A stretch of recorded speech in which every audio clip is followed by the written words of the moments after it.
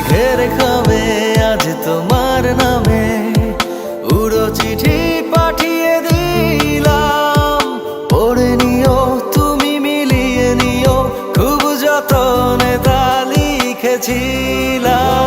মেঘের খামে